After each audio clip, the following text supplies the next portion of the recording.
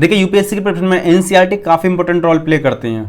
आज की वीडियो में बात करेंगे यूपीएससी की प्रिपरेशन में कौन कौन सी एनसीईआरटीज मोस्ट इंपॉर्टेंट है, जिनको आप पढ़ना छोड़ नहीं सकते हो, जो आपके लिए मोस्ट इंपॉर्टेंट है। साथ में आपको ये भी बताएंगे कि साइंस की एनसीईआरटी आपको पढ़ना जरूरी है या नहीं। ये मार्केट में दो तरीके की एनसीईआरटी सेल होती है, एक ओरिजिनल और एक डुप्लीकेट। आपको इसकी सच्चाई बताएंगे, तो वीडियो को ध्यान से देखना। जैन future officers, my name is Vijan Singh, welcome to KJ mission. Channel पहली बार आए, चैनल को सब्सक्राइब जरूर कर लो और बढ़ते हैं वीडियो में आगे। तो देखो, सबसे पहला पॉइंट है कि आपको कौन कौन सी एनसीईआरटीज पढ़नी है जो आपके लिए मोस्ट इंपॉर्टेंट है। तो देखो, ये चीज़ डिपेंड करती है आपके टाइम के ऊपर। जैसे अगर आपके पास 1 साल का टाइम है तो आप एटलीस्ट 11th और 12th के एनसीईआरटीज पढ़ो, साथ में किसी अच्छी कोचिंग का नोट्स, फिर स्टैंडर्ड बुक्स, इस तरीके से पढ़ो। अगर आपके पास में 2 साल का टाइम है तो आप 9th से लेकर 12th तक के एनसीईआरटीज पढ़ो, फिर किसी कोचिंग का नोट्स और स्टैंडर्ड बुक्स, इस तरीके से। अगर आपके पास में 2 साल से ज़्यादा का टाइम है, 3 साल, 4 साल, 5 साल है, तो आप 6th से लेकर 12th तक के एनसीईआरटीज पहले अच्छे से पढ़ो, डिटेल में पढ़ो, अच्छे से उनको धुनो, समझो और क्या कहना चाहते हैं उनके रस को समझो, ठीक है। उसके बाद में किसी स्टैंडर्ड बुक पर जाना है, फिर किसी नोट्स पर जाना है। देखिए, एनसीईआरटी को पढ़ने के साथ में उसको एनालिसिस करना बहुत जरूरी होता है। अगर आप एक सीरियस एस्पिरेंट हैं तो आप पाओगे जो पिछले साल के क्वेश्चन है यूपीएससी के, वो डायरेक्टली एनसीईआरटी से आते हैं, यानी जो प्रीवियस क्वेश्चन पेपर हैं वो डायरेक्टली एनसीईआरटी से आते हैं। लेकिन जो बिगिनर्स होते हैं उनके लिए सबसे ज़्यादा प्रॉब्लम होती है कि उनको कैसे एनालाइज करें, उनको समझ में नहीं आता है। तो आपके लिए इसका एक सॉलिड सोल्यूशन लेके आए, जिसके थ्रू आराम से आप उसके एनालिसिस करना सीख जाओगे। एक यूट्यूब पे चैनल है प्रेपलेटर IAS, उस पर जाकर आप जाकर देखोगे इंडिया के टॉप क्लास फैकल्टी के द्वारा जो सेशंस हैं वो आपके लिए जा रहे हैं। इस पर एक सीरीज चल रही है 5 साल 25 सवाल। ये है क्या सीरीज? 5 साल यानी यूपीएससी के पिछले 5 साल के टॉपिक बाई टॉपिक जितने भी सवाल आए, यानी जितने भी क्वेश्चंस आए, उनको वो उनका ट्रेंड एनालिसिस करके बताएंगे, उनको एनालिसिस करके बताएंगे जो भी रिपीट हो रहे हैं, जिससे आप समझ पाएंगे अच्छी तरह से किस तरीके से यूपीएससी में प्रीवियस क्वेश्चन पेपर को एनालिसिस करना होता है, जिससे आप मैक्सिमम बेनिफिट ले पाओ। आपके चाहे एनसीईआरटी हो, चाहे स्टैंडर्ड बुक हो, किसी भी चीज़ का इंडिया के टॉप क्लास फैकल्टी आपको उस पर पढ़ाने के लिए मिल जाएंगे। पॉलिटी के लिए आपके एम्पुरी सर हैं, इकोनॉमी के लिए आपके विवेक सर हैं, और IR के लिए आपके पवनीत सर हैं, और भी एथिक्स के लिए और ऐसे के लिए टॉप क्लास फैकल्टी आपको मिल जाएंगे। खास बात क्या है, ये सारे सेशंस आपके लाइव होने वाले हैं, तो आपके जो भी डाउट रहेंगे उनको भी आप वहां पे पूछ सकते हो। तो चैनल को सब्सक्राइब करने के साथ में उसका बेल आइकन भी दबा लेना, ताकि आपसे कुछ भी मिस ना हो। और प्रीलिम्स, मेंस और इंटरव्यू की तैयारी भी काफ़ी सारे कंटेंट वहाँ पे मिल जाएगा। हमने खुद भी देखा उस चैनल को एनालिसिस किया, तभी आपको रिकमेंड कर रहे हैं। अगर आपके पास में 1 साल से कम का टाइम है, जैसे आपको 2023 का एग्जाम देना, तो उनके लिए कौन कौन से मोस्ट इंपोर्टेंट एनसीईआरटी हैं, तो हम आपको इसमें 7 से 8 मोस्ट इंपोर्टेंट एनसीईआरटी बताएंगे। तो सबसे पहले बात करते हैं पॉलिटी की। तो देखो, पॉलिटी क्या आती है? Indian constitution at work, 11th class की एनसीईआरटी है। दूसरा पॉलिटिकल थ्योरी, ये 2 एनसीईआरटी हैं आपकी पॉलिटी के लिए, काफ़ी ज़्यादा हेल्पफुल रहेंगी आप सबके लिए, और यही इंपॉर्टेंट होती है, मोस्ट इंपॉर्टेंट। अगर आपके पास में 1 साल से कम का टाइम है तो आप इन दोनों को पढ़ो, साथ में लक्ष्मी गांधी की बुक को पढ़ लेना, पॉलिटी लगभग आपकी कवर हो जाएगी, ठीक है।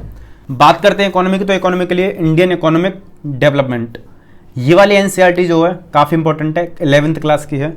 एक एनसीईआरटी इसको पढ़ लेना। अगर आप चाहते हो तो इंट्रोडक्टरी मैक्रो इकोनॉमिक्स, माइक्रो नहीं है मैक्रो है, इन दोनों बुक्स को पढ़ लेना, ये आपके लिए हेल्पफुल रहेगा। आप इसको छोड़ भी सकते हो, अदरवाइज आप इसको पढ़ लो। किसी भी एक स्टैंडर्ड बुक को पढ़ लो, जैसे रमेश सिंह की आती है, संजीव वर्मा की आती है, एनफ रहेगा, ठीक है। तो ये दोनों आपके लिए मोस्ट इंपॉर्टेंट एनसीईआरटी रहेंगी, ठीक है। एक भी पढ़ सकते हो, दोनों भी पढ़ सकते हो। बात करते हैं ज्योग्राफी की। तो देखो, ज्योग्राफी के लिए क्लास 12th की 2 एनसीईआरटी हैं, क्लास 11th की 2 एनसीईआरटी हैं, कुल मिला के 4 एनसीईआरटी हैं।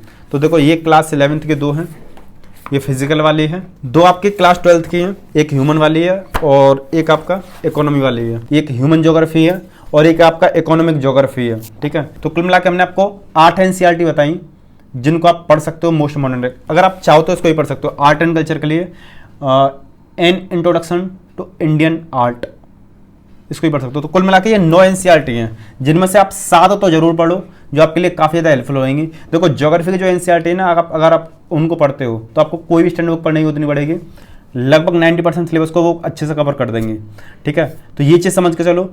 और रही बात हिस्ट्री की एनसीईआरटी की, तो हिस्ट्री की एनसीईआरटी हम आपको ज़्यादा रिकमेंड नहीं करेंगे, क्योंकि उनका जो कॉस्ट बेनिफिट रेशियो है उतना अच्छा नहीं है जितना अदर एनसीईआरटीज़ का है।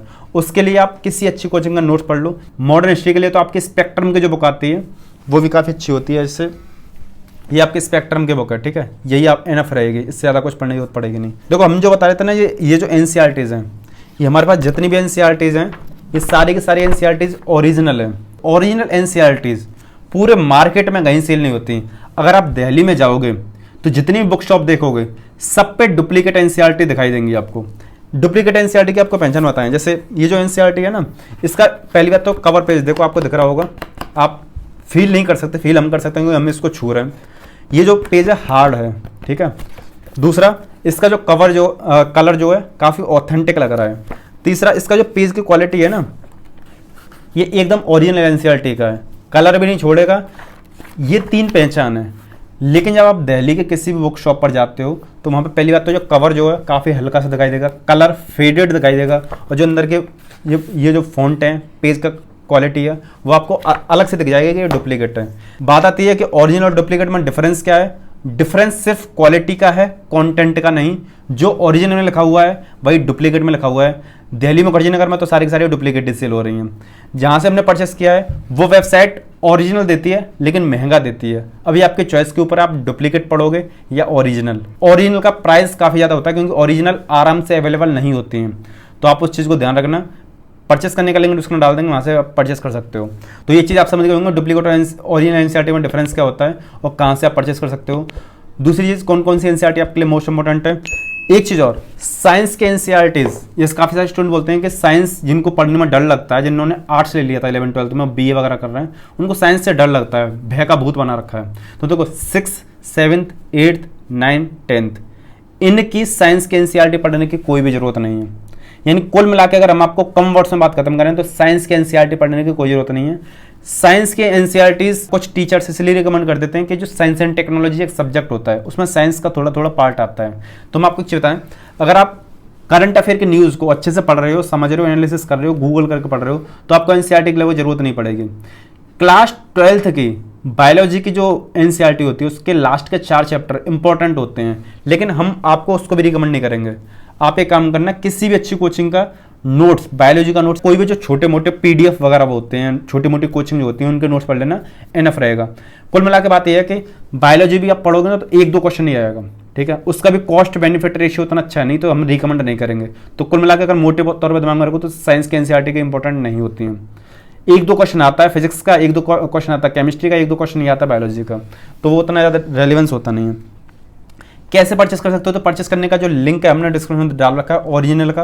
उम्मीद करता हूँ वीडियो आपको पसंद है। वीडियो को लाइक कर दीजिए, चैनल को सब्सक्राइब जरूर कर लीजिए और अपने फ्रेंड तक इसको शेयर जरूर करना। लेफ्ट वाले वीडियो क्लिक करके आप ये देख सकते हो कि एनसीईआरटी वर्सेस विजनाइज का नोट्स, और राइट वाले वीडियो क्लिक करके हमारे चैनल को और सारे रिव्यूज वाली वीडियो देख सकते हो। इसके साथ ही इस वीडियो समाप्त करते हैं।